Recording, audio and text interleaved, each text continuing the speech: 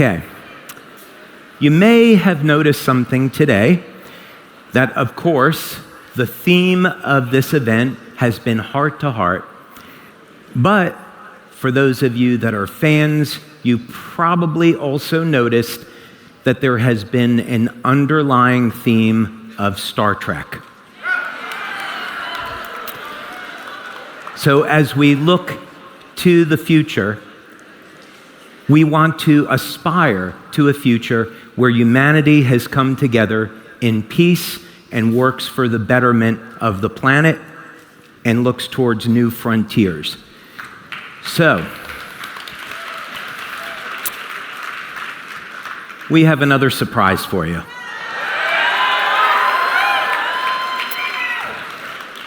Jeff was up here a little bit earlier talking about our new corporate office in Utah. This is going to be 25,000 square feet, and we have the entire top floor of this building. So when it's done, we hope that you will come and visit.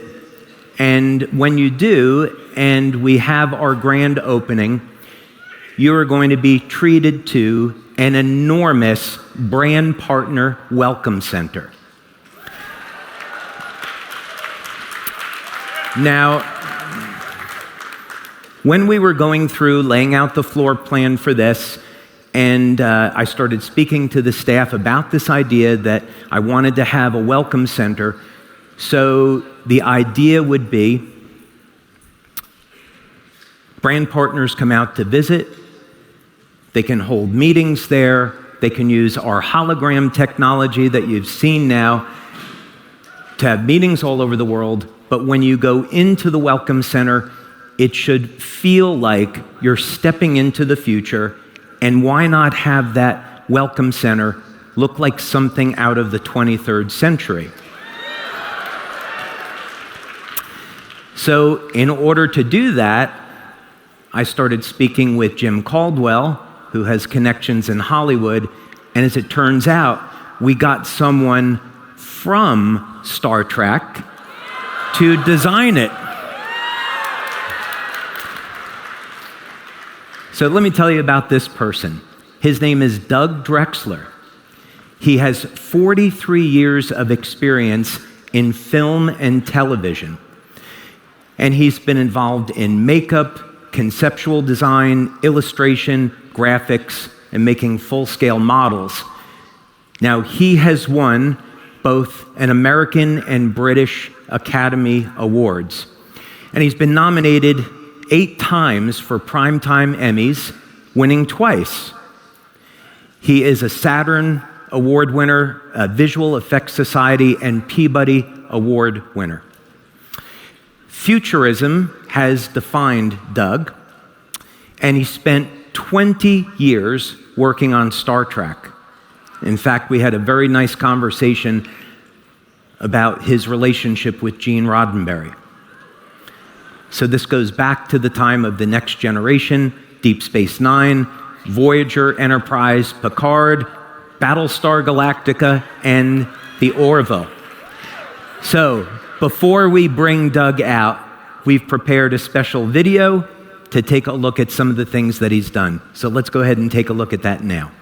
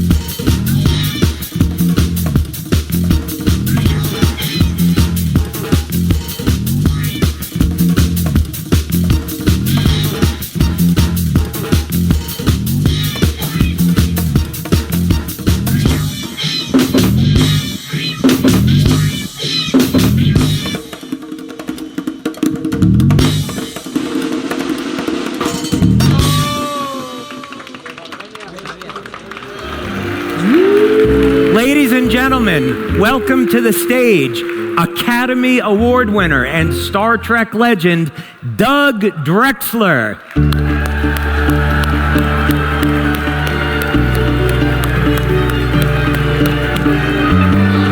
Look at this guy here.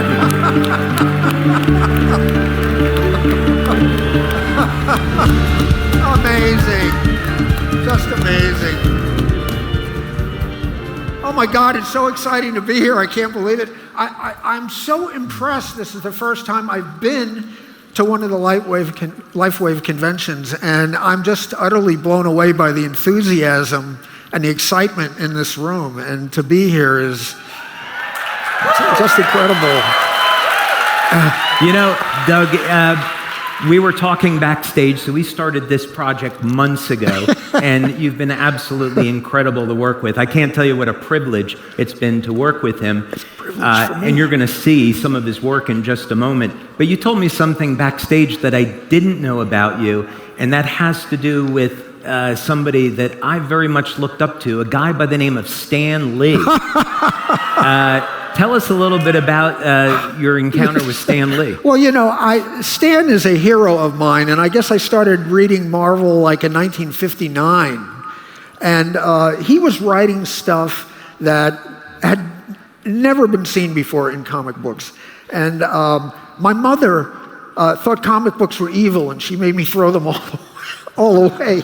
But the thing was that, you know, I lived in New York City, and I was in Manhattan a lot, and we opened a store at 53rd and 3rd in Manhattan. It was a Star Trek store at a point where Star Trek was considered to be a failure, so Paramount didn't bother us.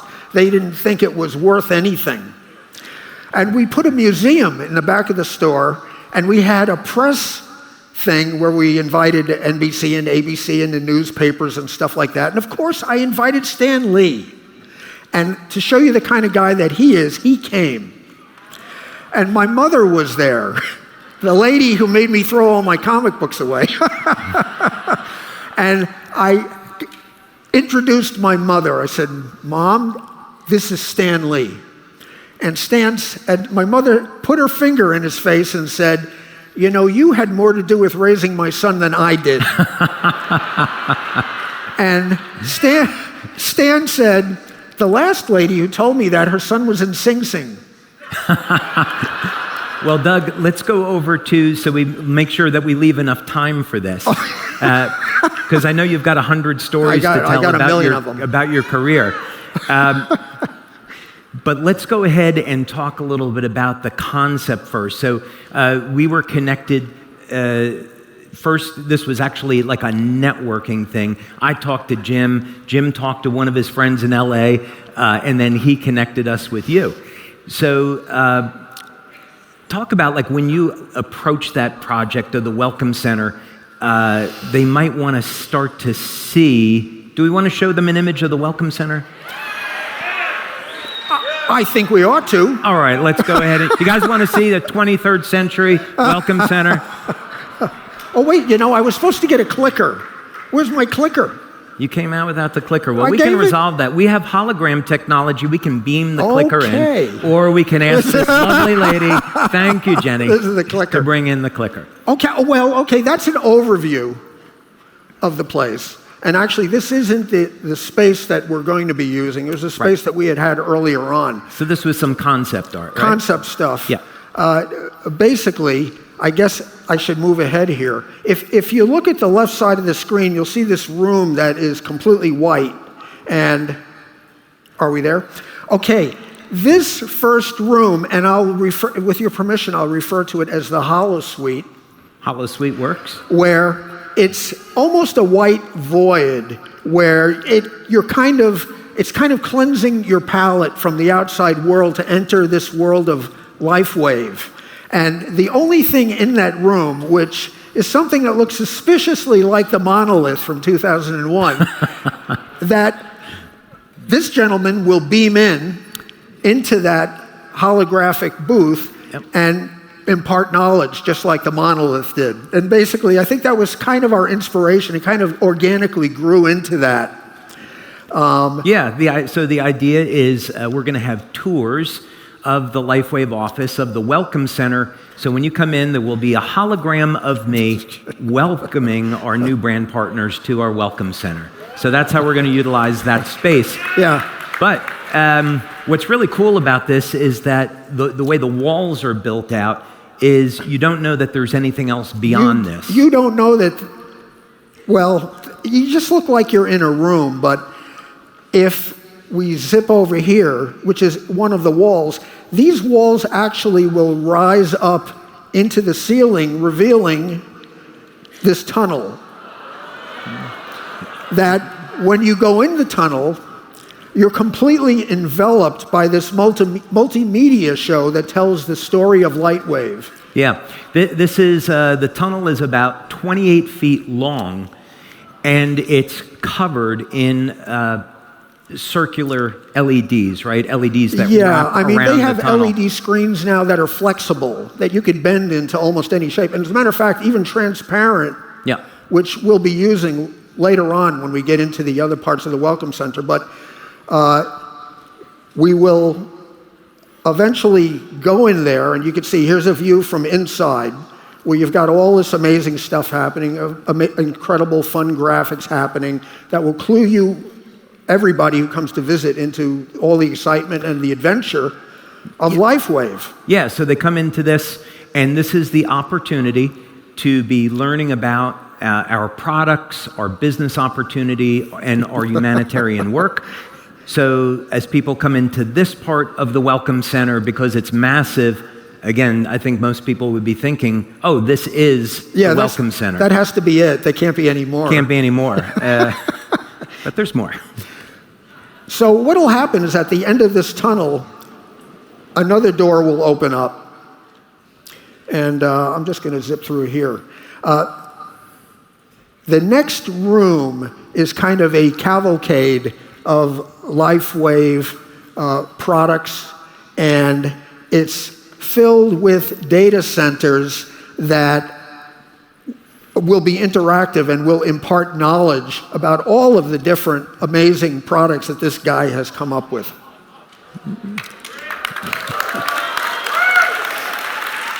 It's really exciting. It's such a privilege for me to do this. And it's just such, I've been a part of Star Trek for decades. And Star Trek is about potential, human potential, and the fact that the human adventure is just beginning. And that's what this is about. And that's what LifeWave is about.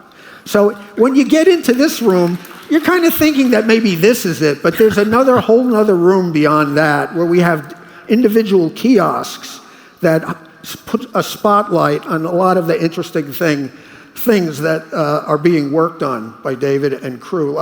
Like, for instance, this is the kiosk where we show the drone, your technological Pegasus, I might say. Yeah, so this will be actually a scale model of our drone. It will have a 5 or 6 foot wingspan, so it's actually quite big, and we'll see how it ultimately works out, but the current concept is to kind of have this upright on a turntable where it's moving around so you can see it from different angles.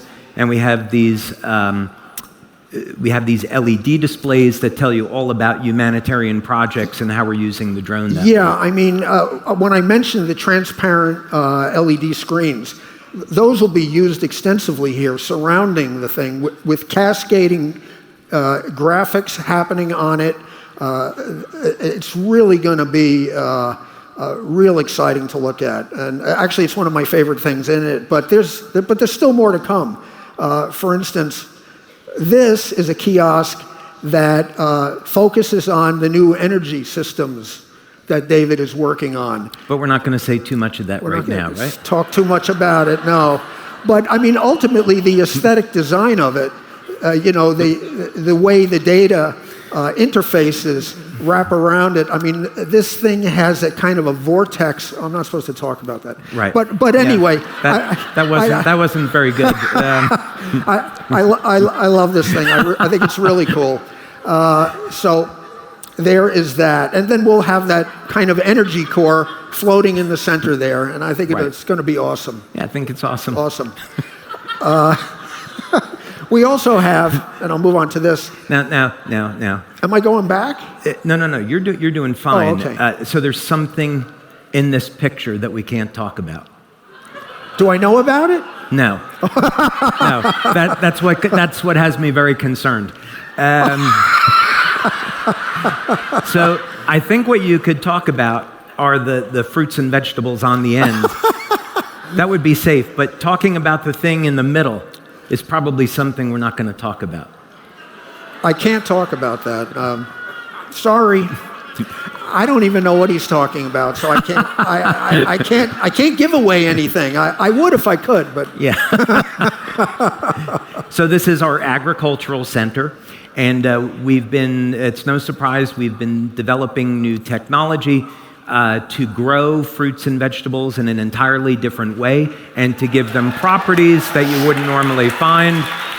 And we want to have a section of the Welcome Center to feature this future technology. So I think that's safe. Okay. Yeah. That's all we could say about that. Yeah. Let's see what lies beyond this. It makes me thirsty. I really could use a drink of water right now. Yeah. Okay, I'm going to move on to the next. Oh, did I hit the right button?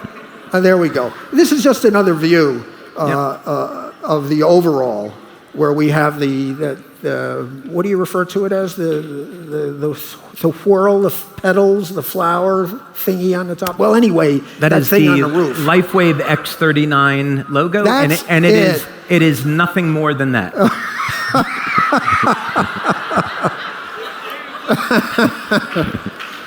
But yeah, it's all very exciting. This is just a sneak peek of it. We're still working on it. There's a lot of development still to come. And we just thought that it would be really fun to give you guys a little bit of a look at it at this point. Yeah, so Doug, I have a big round of applause for Doug Drexler on that. It's been amazing. So Doug, let's talk a little bit more about something. I mean, you've done an incredible job can I finish my Stan Lee story? Okay, finish your Stan Lee story. Sorry about that. I saw Stan a few years before he passed. A friend of mine, Barbara Luna, who was on the original Star Trek as the captain's woman, who's one of my dearest friends, she knew that I loved Stan, and she did an autograph show, a Hollywood autograph show at LAX, and she said, Stan is going to be there. You should come down and see him. And I'm like, of course. I'm there. And I went, and he's in the green room, and the guy's like 96 years old, and he's like the ever-ready Energizer bunny. He's back there cracking jokes and signing things, and he's just the most amazing guy. And one of his talents, and kind of like this guy here, is that he will make anyone he's talking to feel like the most important person in the room. And they're really amazing. So, you know, we chatted with him, and we took some pictures with him, and I said, Stan, back in 1977, and I told the story about the museum opening, how he came, how my mother was there. She stuck her finger in his face and said, you had more to do with raising my son. And he said, the last woman who told me that, her son was in Sing Sing, and he roared at his own joke, and it was a pretty good joke. And I said to him, Stan, I just wanted to let you know that you were my surrogate father. And he was touched. I felt pretty sure he heard that before, but, you know. And so as time went on, we all started mixing and moving around again. And about 20 minutes later, his handler comes in and says, Stan, we have to get you to the airport and get you to your plane. And so he's heading out, and I want to say something else to him. And I'm thinking, you know, he's 96 years old. He just met 100 people. He's probably forgotten we even had a conversation. And as he's reaching for the doorknob, he stops. He turns, finds me, and says, goodbye, my surrogate son. And that's the kind of guy he was. So, Doug, as we get ready to wrap up, one thing I think that is incredibly important, you have achieved the absolute pinnacle of success in your industry. And I would imagine you had a very supportive family growing up that supported your dreams, right? The thing is that both my parents were Depression-era kids, and then World War II happened, and, you know, it's like, I think the attitude was, I mean, they weren't stopping me, but their attitude was, you know, get your head out of the clouds, and That's crazy stuff. No one does that kind of thing. And I have to say that one of the things that David said that really strikes me is that, and not that my parents made fun of me, although my father did say, if you spend half as much time on your schoolwork as you did on a TV show, you'd be okay. And he did go with me to the Academy Awards, so. Ladies and gentlemen, another big round of applause for Doug Drexler. Doug, thank you so much. Thank you so much, Doug. Thank you. Thank you. Thank you. Thank you. Thank you, Doug. Thank you.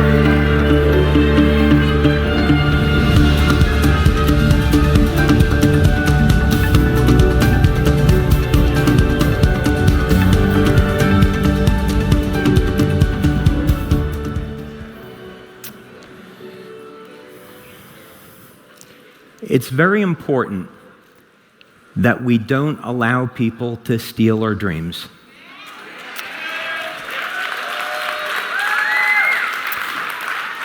One night, a man had a dream. He dreamed he was walking along the beach with the Lord. On the beach, he saw two sets of footprints, one of his and one of the Lord's. As he looked back upon his life, he noticed that during the most difficult times, there was only one set of footprints. This troubled him greatly, so he decided to ask the Lord about it. And he said, "Lord, you told me that once I decided to follow you, you'd always be there for me. How is it then that during the most difficult times of my life, there's only one set of footprints?" And the Lord said, "My precious, precious child, I love you and would never leave you. During your times of trials and suffering, when you see only one set of footprints, it was then that I carried you."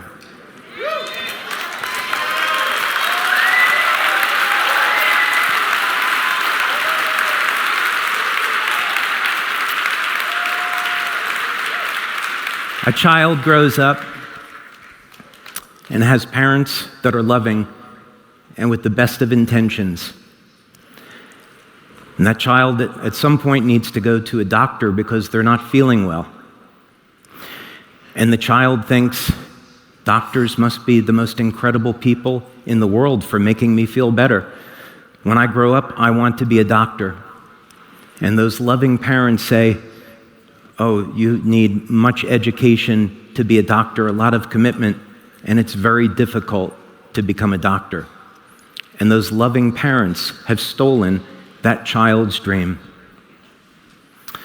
As the child gets older, the child develops friends and starts to share their dream with those friends. And the child thinks, when I grow up, I want to be an engineer. I think being an engineer would be amazing. And his friends tease him and say, "No, you could never be an engineer. That's too difficult. You don't have what it takes." And those friends have stolen that child's dream. The child grows up and now it reaches high school and has to speak with their guidance counselor. And the child has a dream now of becoming an archaeologist. And the guidance counselor says, "Well, there's really not much money in being an archaeologist, and it's a lot of long hours without much job satisfaction, so I recommend you don't do that." And this guidance counselor has stolen this child's dream. It is very important in life that we stay true to ourselves, because with enough love, patience, persistence, energy, and determination, you can accomplish your dreams.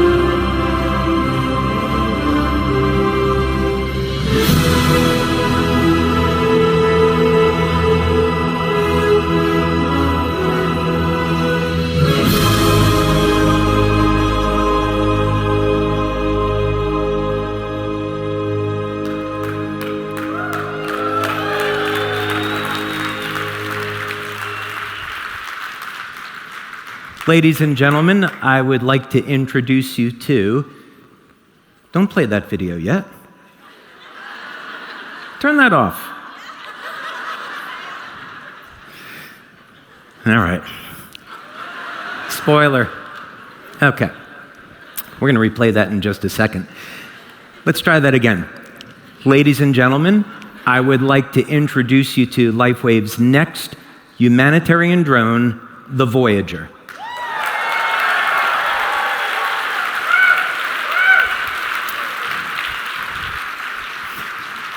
Now, you might notice that this one is very different than our flying wing, and that's for very, very good purpose and reason. The mission statement of this drone is very different than the flying wing, and we're going to be getting into talking about that in just a moment. But just first a comment about this.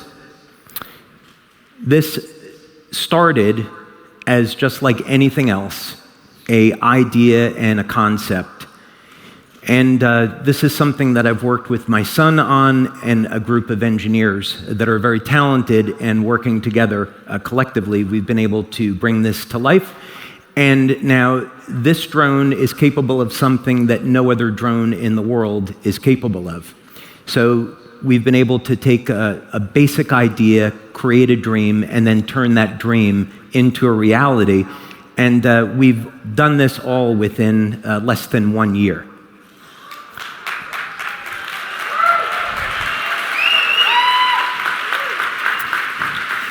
So we're going to get into some of the details behind this, and to do that, I'd like to welcome back onto stage our Global Vice President of Sales, Ryan Barson.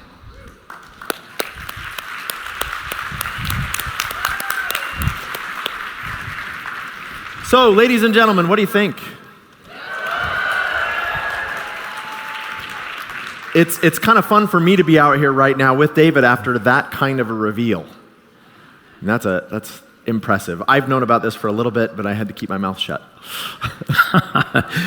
Well, yeah, we've had a tremendous amount of fun. I would say that when you start a project like this, the first thing is you probably have noticed doesn't really have much of any wings. Last year, we unveiled a flying wing, and this year, we're unveiling something that virtually has no wings. So we could talk about that as a concept. First, the idea behind this was back in the 1950s, there was a gentleman by the name of Custer, and he was looking at the concept of how airplanes actually fly, and it occurred to him that when you have an airplane, it has to develop a specific amount of speed before it can actually get off the ground. So his thought is, why don't we invert that principle, and instead of developing ground speed, instead what we'll do is move the speed of the air over the wing more rapidly. So effectively what this does is it has an active system for pushing air through this giant ring, and that creates lift. So the advantage of this is that you could have this one parked in your garage, and it could take off from your street, and it could land on your street. This model, which is our second prototype, this is what we would call our phase 2. Phase 1 was a model about 1 meter or so in length, about 3 feet in length.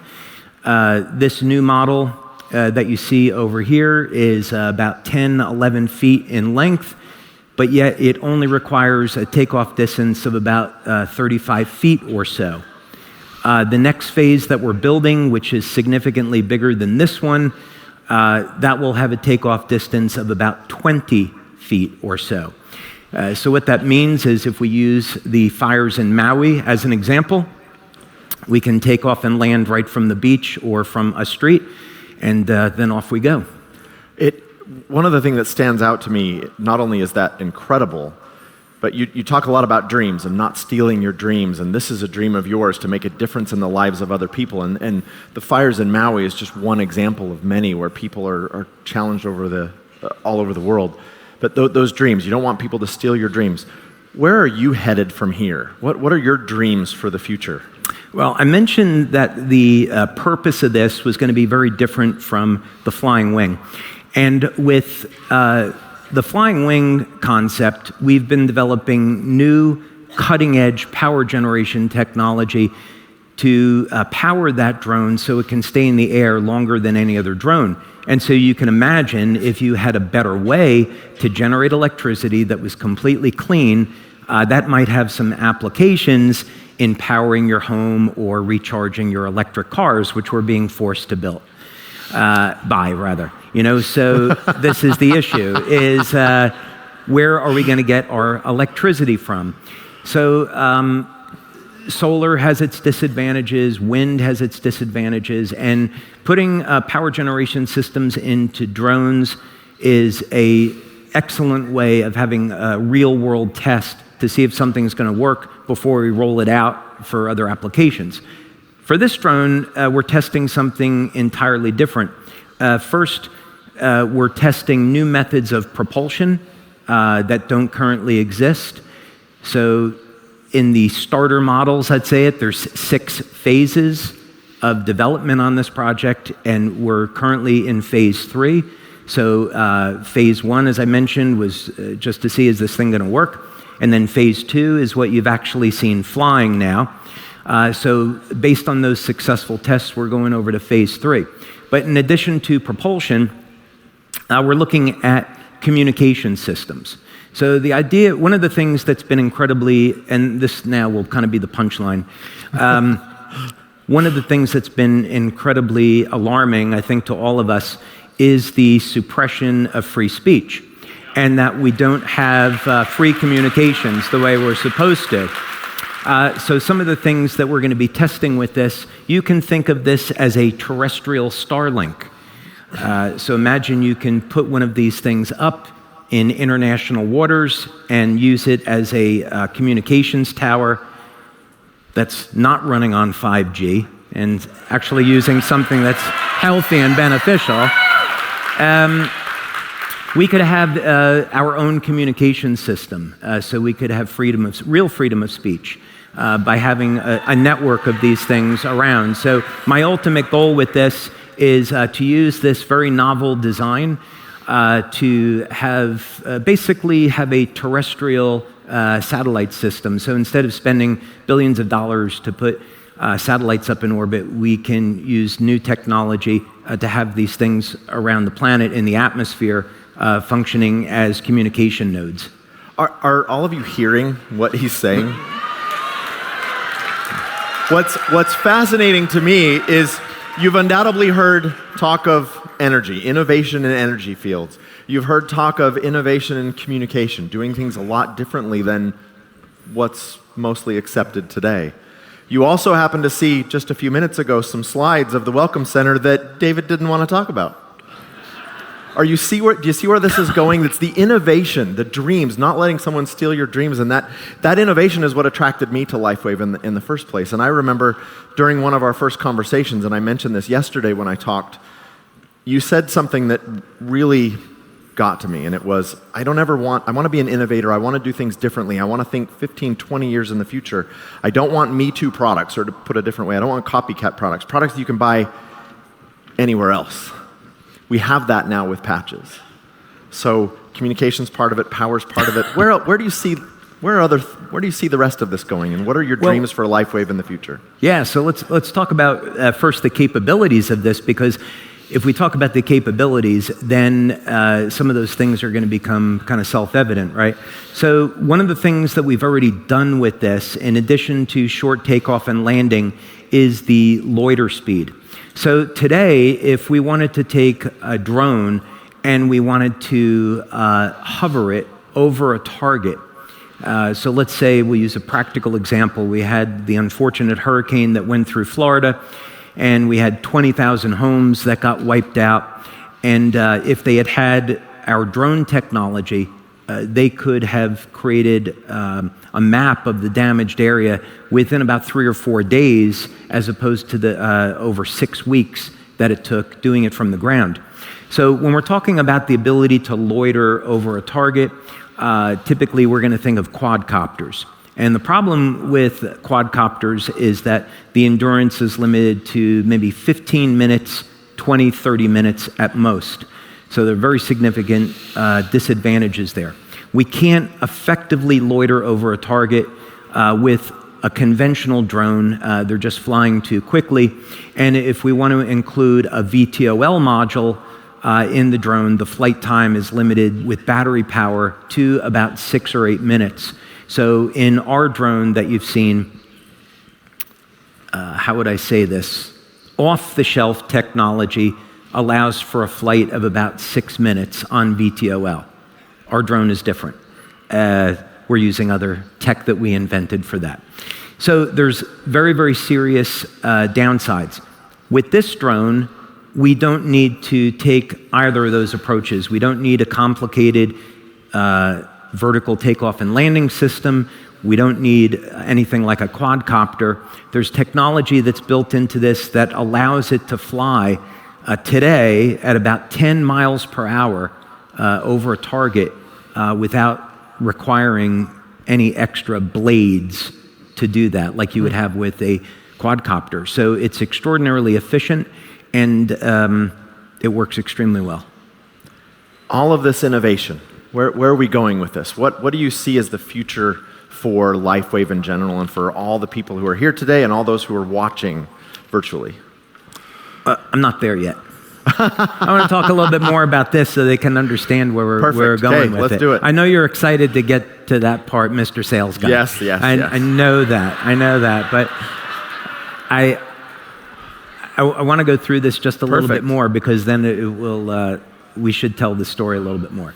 Another thing about this drone, so when we think about natural disasters, right, one of the big problems is there's going to be heavy winds, or when you're trying to get into places, maybe at extreme altitudes, the weather is going to play a significant role. And conventional drones have a limit of maybe 15 to 20 miles an hour.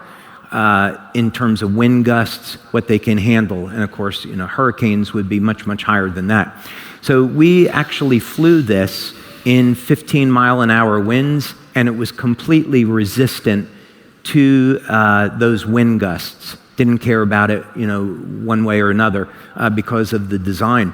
So the good thing about this is that when there is a natural disaster, when there's an emergency, we don't have to wait until the weather improves before getting a drone in the air. This is not going to care one way or the other.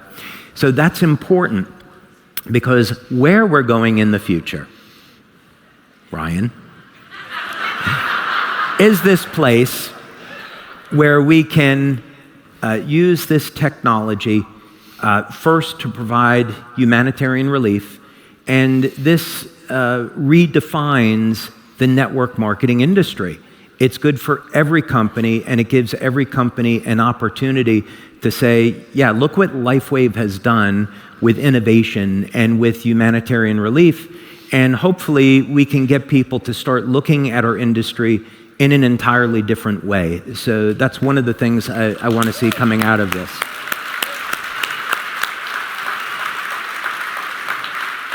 Is that what you were looking for? It's actually a different answer than I was looking for, but I want to go with that one for a minute. So looking at our industry in an entirely different way, we've had a few discussions during this event about companies that maybe haven't done things the same way that LifeWave has done.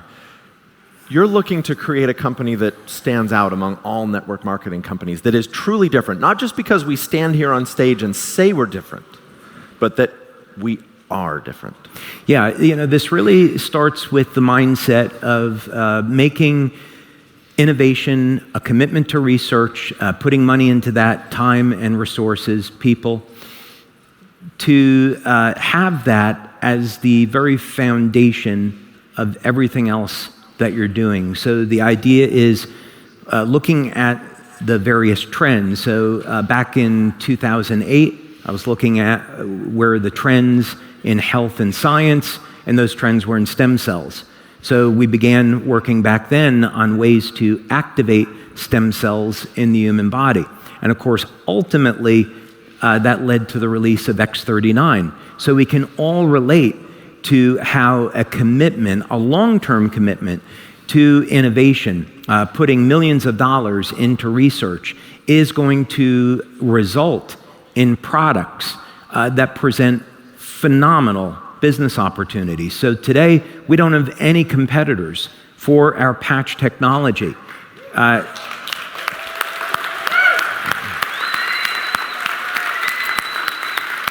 And that's because we continue to invest money, we continue to develop new products instead of resting on the ones that we have.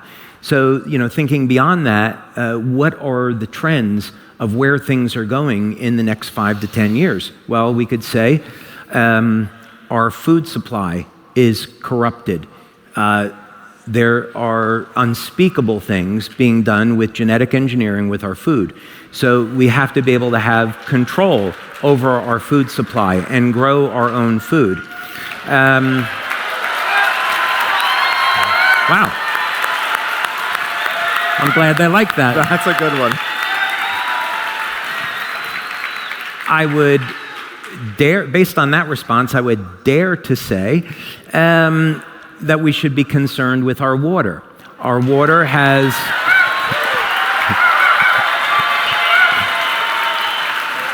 Our water, drinking water, is toxic, polluted. You can't drink the water. You don't want to shower in the water. So we need to have better technology to provide water that's clean.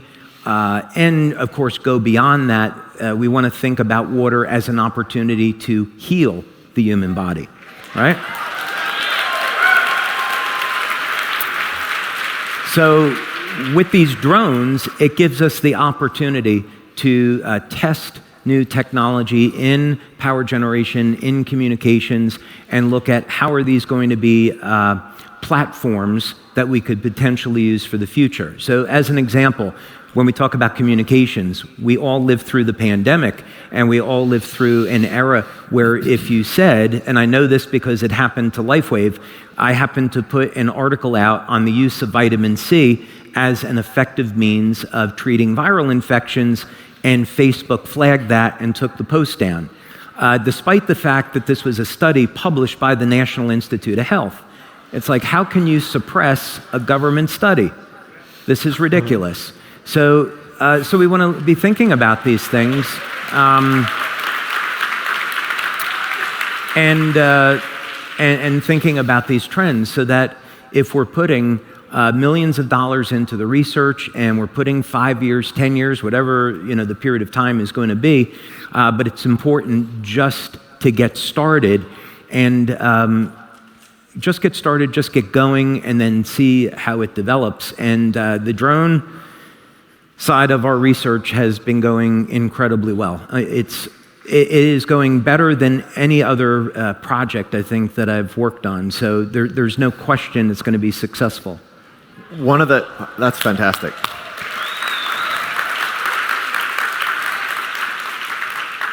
One of the things that stands out to me, you said this yesterday, you've said it again today, we're a technology company. That our efforts in driving technology to a certain degree will help create new potential products, new opportunities, new trends, maybe that we could be at the forefront of. We talked a little bit about Star Trek, and you brought up how the underlying theme, underneath Heart to Heart, is Star Trek.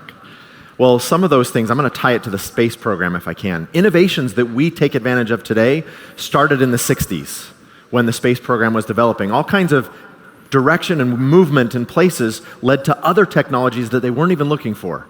Same hold true for LifeWave? Same holds true, absolutely.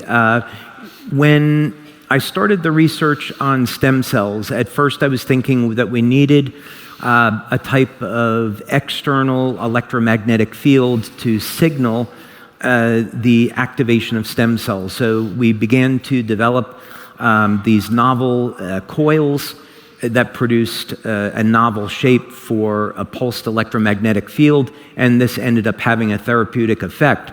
But as we got through the research, eventually that led to the development of X39. So it's important when you start out on a research program that you don't necessarily want to be tied into any one specific outcome.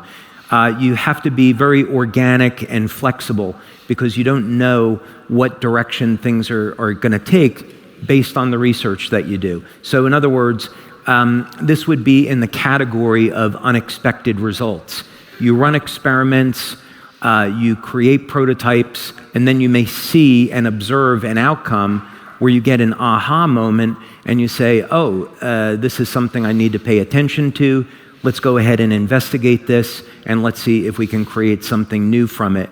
So it's totally okay that you start with one concept and it develops into something else.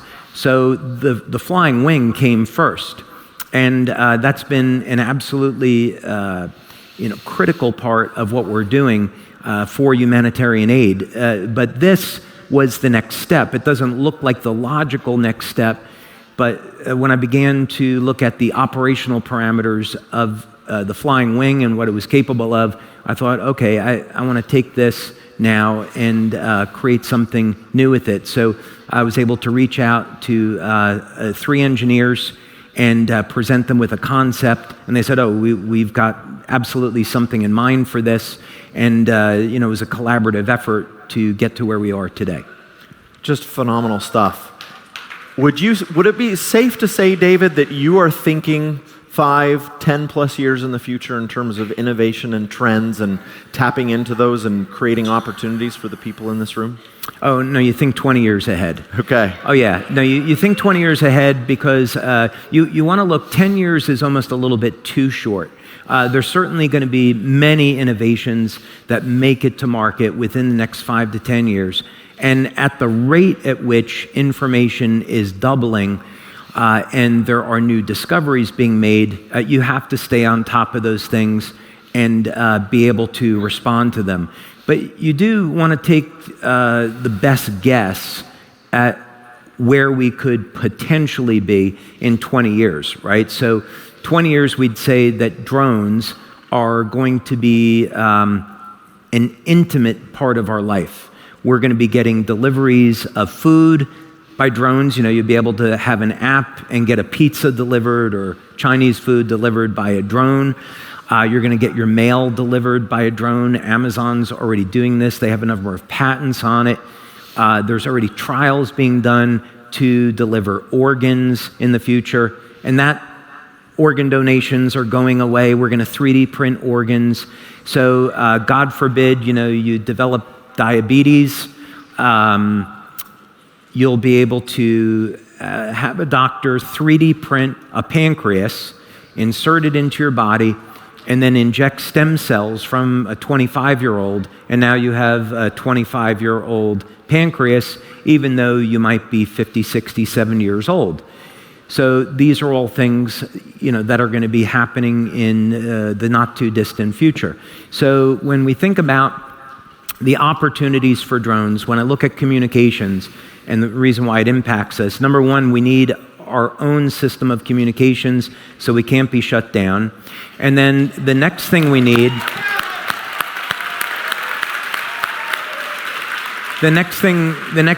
we might want to say, is by 2030, right? So just around the corner now. By 2030, it's estimated that the amount of money the communication industry will generate by drones will be $200 billion globally.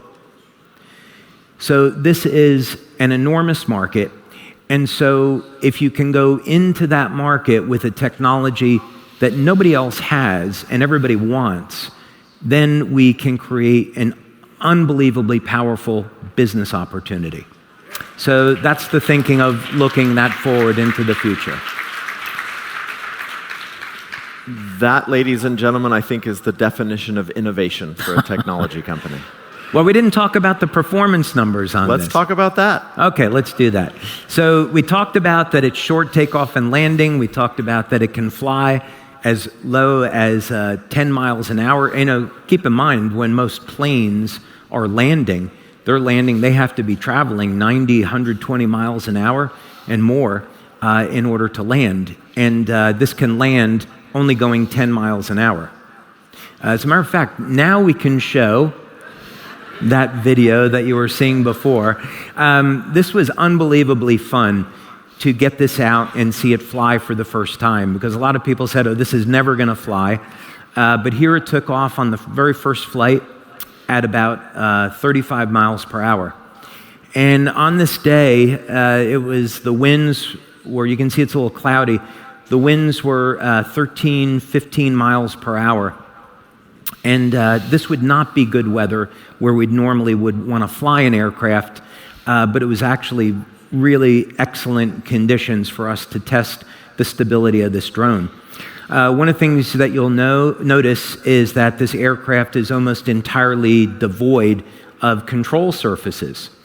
And this uses a technique which is very similar to what we've done on our flying wing, which we have what are called elevons to control left, right, up, and down. And the advantage of this is that we don't need a tail, and we found another way to counter torque. So it minimizes the complexity and improves the reliability. And you can see it just kind of floats along and does a really slow flyby. The other thing, of course, we're going to show in just a minute as it turns around here is that it can land equally in a very, very short distance. So in these initial tests, it's been a distance of about 30 feet or so, and there it goes. It puts right down. So again, you can imagine that in an emergency situation like what we had in Hawaii recently, we could take off and land anywhere, wouldn't have to be at an airport.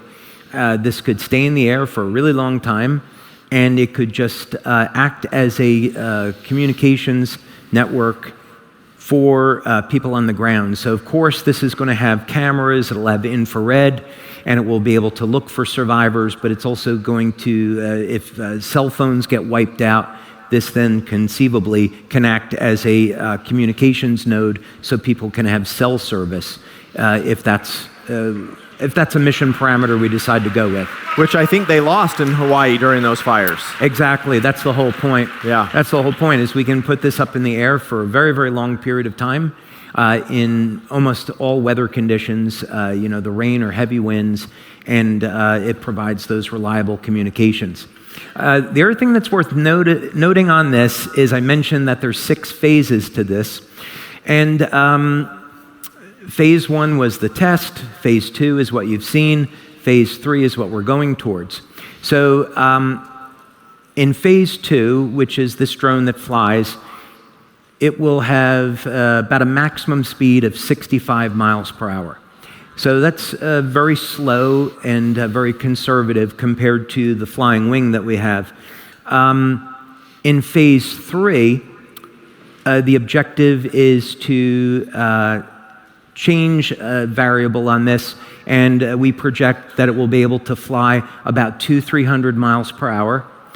And so the idea is you could take off from anywhere at very, very low speeds, get up to altitude, fly 200-300 miles per hour, get to your target, and then you can hover there at 10 miles per hour and provide the services that you need to. And then in phase 4 and 5, we're going to go a little bit faster than that. Phase 4 is getting more up into the range of 600-700 miles per hour. And then phase 5 is supersonic, and then phase 6. So think about what phase 6 might mean. Phase 6. Well, as Lucius Fox said to Bruce Wayne, oh, you wouldn't be interested in that. Which is the perfect thing to say to someone so that it garners more interest. Yes. So phase 6, I would say, would be what we might call speculative engineering. So this would be looking at nature and looking for examples. And so there's a very, very interesting phenomena. There's a fellow that I was introduced to who's had been doing work for the Department of Defense and looking at this phenomena where there was a plane flying around Bimini, and it was going through a thunderstorm, and it went through this specific zone in the thunderstorm, and within about 10 seconds, it appeared several hundred miles away. And what was found was that there was a phenomena that was created in this cloud where there was a magnetic tripole, and this allowed for a folding of space. And so what happened in this one incident, which is very well documented, is that this plane traveled several hundred miles within about 10 seconds, and it still had an extra 8 gallons of fuel that was in the airplane, so that when it landed, I think this was up over towards Fort Lauderdale or something, it was determined that there was no way the plane had enough fuel to get over there. This was a small plane. So in the type of experiments that we look at, we use this novel shape to create an electromagnetic bubble. And we want to see that if we could attain speeds with this that wouldn't normally be achievable. I think that's a good way of saying it. Literally Star Trek. Literally Star Trek. I was going to say we're creating a warp bubble, but that was going a little bit too far, but that's literally what it is. Yes, that is absolutely phenomenal. How many of you are excited to be part of a company that is this innovative?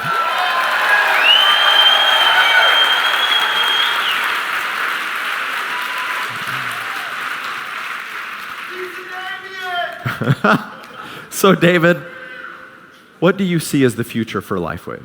Future is amazing. I think the takeaway on this, right? There should be a takeaway. The first thing is where we are today is that we have a phenomenal line of products that no other company has.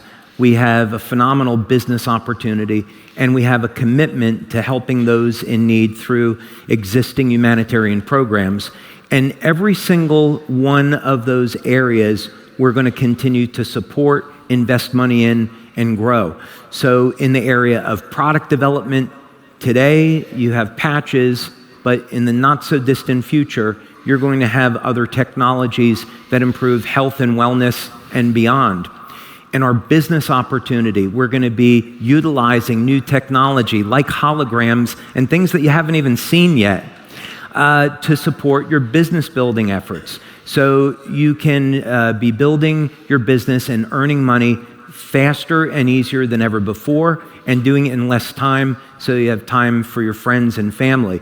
And then finally, we're going to be using technology like the drones to provide humanitarian effort and take matters into our own hands so that when there is a humanitarian crisis, we can be responding to that. So we can work with organizations like the Red Cross, like Convoy of Hope, and others, and saving people's lives. That's what this is really all about, developing better tools to help those in need. And when we do all of these things, we totally redefine the network marketing industry. So 10 years from now, when people look at networking, they say, oh my God, I want to be involved in this industry. Look how amazing it is, and look what companies are doing, like LifeWave.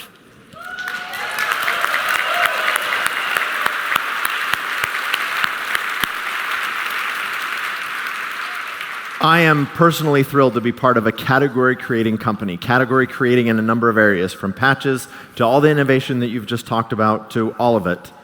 Ladies and gentlemen, would you please stand and give this amazing individual a massive round of applause. Thank you, everyone. Thank you. Brian, thank you very much.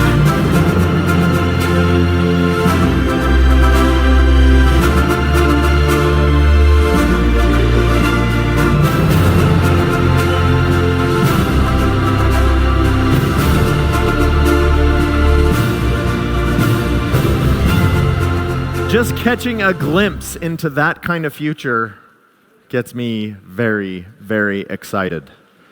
10 years is a short period of time for him from an innovation perspective. 20 years is kind of that sweet spot where he's thinking that far in advance. And given what we do with our patches and everything else, all of us are going to be around in 20 years to see it all, right? Okay. Ladies and gentlemen, it is a pleasure for us to have had you here for these general sessions. A couple of quick notes. As we mentioned earlier today, coming October 24, our event pricing, 72 hours only, $147, so you can lock that in today. Early bird single pricing from the 18th of October to the 31st of January, and then regular pricing from there on out. We thank you for being here today. We are going to open the doors for our gala dinner here in this room at 7 o'clock. The dinner will begin at 7:30, and we cannot wait to see you all there. Thank you so much. Have a great rest of your afternoon.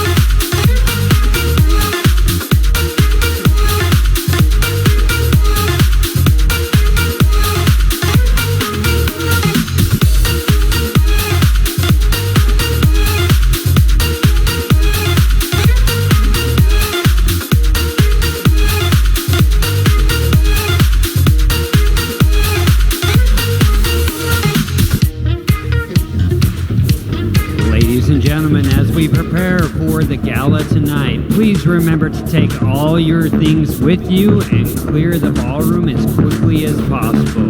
We appreciate your speed.